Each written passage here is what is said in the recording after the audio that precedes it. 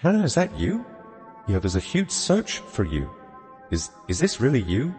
Hannah on camera looks at him and says, "No, I'm not Hannah," and she ups and walks away. The captain of the Staten Island ferry in New York City was looking out at the water just south of Manhattan, and he noticed something bobbing in the water, and he said that it just didn't look right. So they hopped in a skiff, they drove over, and very quickly they saw that it was actually a woman, and her face was in the water. So as soon as they pulled up alongside her, the first thing they did is grabbed her head and kind of pulled it out of the water, and to their surprise, she gasped for air. They pulled her up into the skiff. She had on just running shorts and a sports bra. She had a very bad sunburn on one side of her body. She was hypothermic.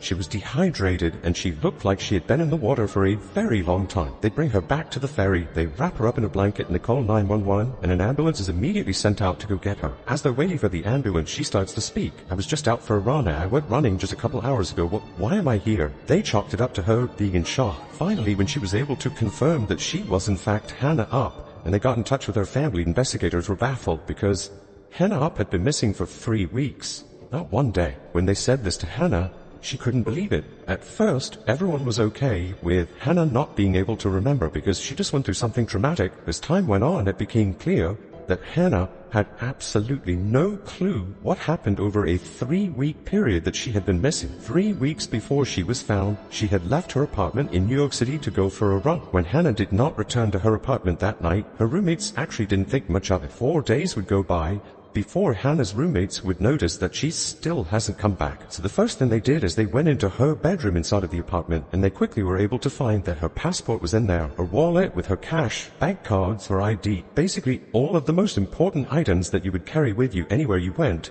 were sitting in her room. At this point, they called the police, and a massive search is ignited for this woman. And after a week, the family and friends were starting to lose hope, and the police would admit that at that point, they were just looking for a body. They assumed that she had been the victim of some horrible crime. Then there was this huge break in the case because there was an Apple store in Midtown Manhattan that spotted her clearly entering their store and logging into one of their computers. They saw that she'd logged in with her email address, and oddly enough, one of the people that went to school with her approached her and was like, "Hannah? Hannah, is that you? There's a huge search for you. Is this really you?"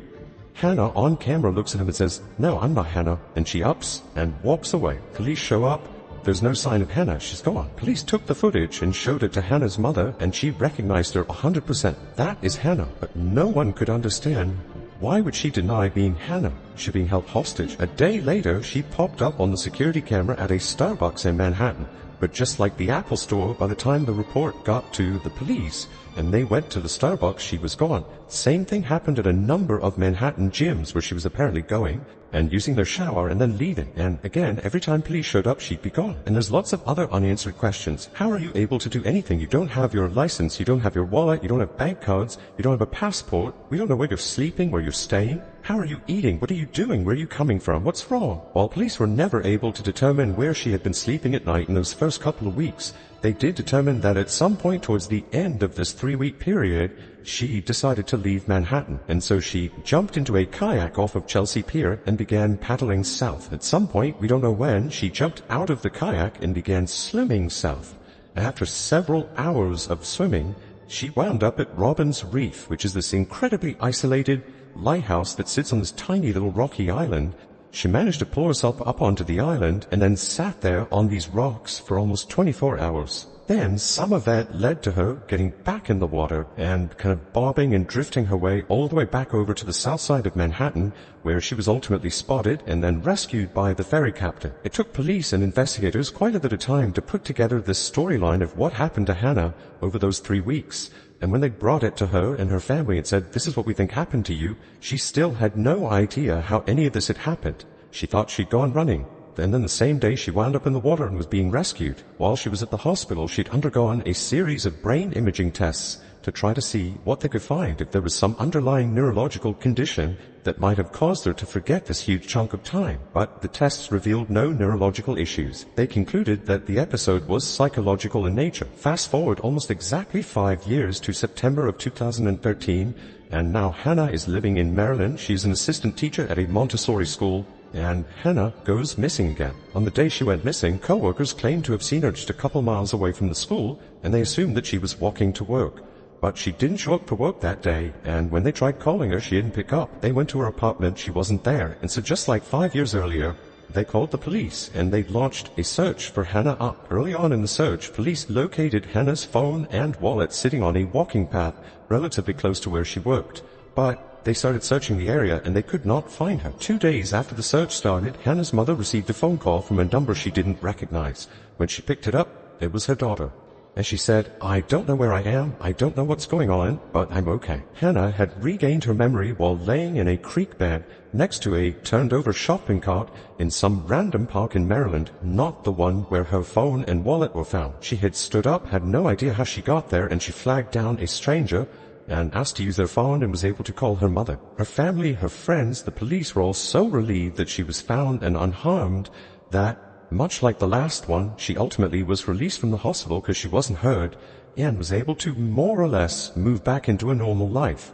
Except Hannah at this point felt really guilty. She didn't understand why this was happening, but she felt really bad about it, and it was clear to her family and friends that she really wished she could somehow have a do-over, to just start fresh and start a new life, for no one knew her as this person who keeps disappearing. A year after the Maryland incident, Hannah would move to the U.S. Virgin Islands, a popular location for Americans that want to start again or go off the grid. She was able to land a job teaching at a Montessori school teaching 3 to 6-year-old children, and the director of the program would say that whenever they brought a family on a tour of the different classrooms, Hannah's classroom was always the first one they went to because she was such a great example of what children would expect if they came to this Montessori school. But in September 2017, 9 years after her disappearance in New York and 4 years after her disappearance in Maryland, Hannah would go missing for a third time. Now, the lead up to this disappearance is a little bit unique relative to the other two. Right before she disappeared, there was a Category 5 hurricane barreling down on the Virgin Islands, and all of Hannah's friends, colleagues, everyone she knew was scrambling to leave the islands before it hit, but Hannah was not prepared to abandon the island and abandon her house and her school, and so she decides to stay behind. In the final few days before all of her friends and colleagues left the island, they described Hannah as being in some sort of a trance. She was hard to get through to, hard to speak to, but she seemed rather sing-songy, like she was in a really good mood, but very difficult to communicate with. On September 15th, just a few days before the hurricane would actually make landfall, the few staff members at the Montessori school who had stayed behind on the island to weather the storm called a meeting, and Hannah was not present. She was last seen preparing her Montessori classroom for the imminent impact of the hurricane. When they went to her apartment, she wasn't there, and so they went out looking for her. One of her friends knew that a favorite location of Hannah's was Sapphire Beach, and when she got there, sure enough, there was Hannah's car parked in the parking lot with her purse, passport, and hundreds of dollars inside of her car. Hannah's clothes were found down on the beach on a chair, neatly folded, but there was no sign of Hannah anywhere. A desperate search for Hannah was launched, led by the Coast Guard, but it had to be abandoned after only a couple of days because the hurricane was barreling down on her, and to this day, she has never been seen or heard from again. After Hannah was scooped up by the ferry captain and brought to the hospital after that first disappearance in 2008, they ran all those brain tests and they discovered that there was nothing wrong with her from a neurological standpoint. However, they did run a series of psychological tests and they discovered that she had an extremely rare form of amnesia called dissociative fugue. For those that suffer it, there are no symptoms leading up to it, and then all of a sudden, you forget all of your autobiographical information, but you don't forget how to live. Someone in a fugue state could very easily leave their apartment, go to a store, interact with other people. They just don't understand who they are. They don't know their name. They don't know their history. They don't know why they are located where they are. This can last for a couple of hours, all the way to years. Now, the tricky part is, in 2017, when she went missing, it would be very easy to say that she was in a fugue state because it had already happened 2 times before. However, other people believe that she just wanted to start her life over again. She hated being known only for her 2 disappearances. She wanted to be known as a happy, loving person, a great teacher, a great friend, and none of that was possible with her history. And so some say that she staged the last disappearance because she knew with the hurricane coming in that she would be able to kind of disappear without a trace, and people would assume that she was probably dead.